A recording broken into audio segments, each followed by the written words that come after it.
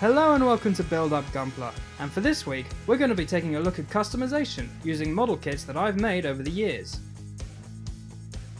This is the first model kit that I made, the Alex Maxima, using the Gundam Alex 1144 high grade as a base.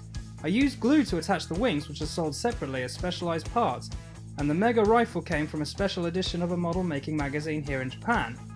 I also added some extra paint to areas that I wanted to be more blue or white, but as you can probably note, I didn't do a great job of it, so there are drip marks that I tried to go over using a liner marker pen.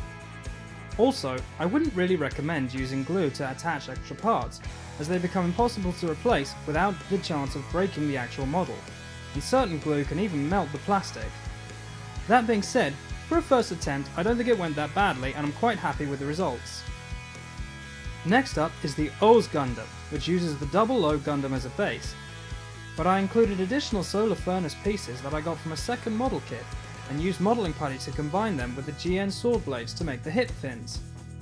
Putty is good if you want to make your own original pieces, but until it dries you have to be careful it doesn't lose the shape you want, because then you have to start all over again. I also combined the Dark Matter Booster customization backpack kit from the Gundam Build Fighters model line, so that the unit would have a total of 5 solar furnaces. I went over the whole piece with a specialised spray paint nozzle so that the colouring would match, and added the Buster Sword that comes from a separate line of model making kits. Frankly, out of all of my custom kits, it's my personal favourite. Next up is the Jian Warlord. Here I used the head from the 1144 Gundam Jian model kit, which I bought separately at the Yellow Submarine store in Akihabara, and combined that with the body of the 1144 High Mock model kit, a model kit specifically designed to be customised with various parts from other lines.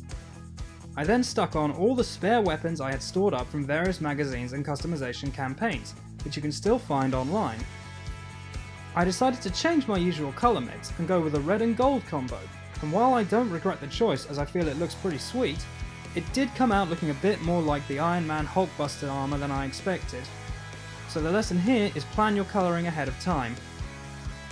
Next is the Sparta Gundam, using the RX-78-2 First Gundam model kit from the 1144 Revive series, which features an updated standard joint system so that you can fit these parts together with other model kits. I included the weapons and accessories that were released in model making magazines to celebrate the figure's release, and went over the whole thing with the image of a Spartan warrior in mind. I often find it's helpful to have an image or backstory to the custom model you are making, so that it helps you get a clear idea of how you want your finished product to look.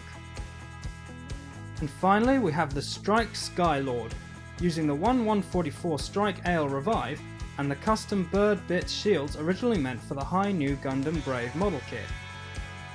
Custom parts meant for other model kits can still be used in your own customization, you just have to think carefully about which parts will attach to which kit, to avoid mucking around with knives and glue.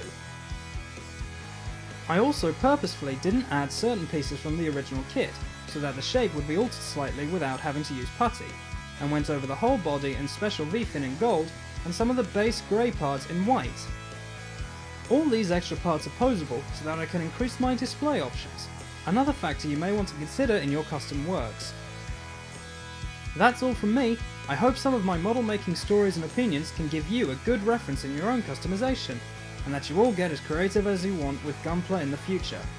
We hope you enjoyed this video. Be sure to like and subscribe to see more content from Shield and Sword Productions very soon.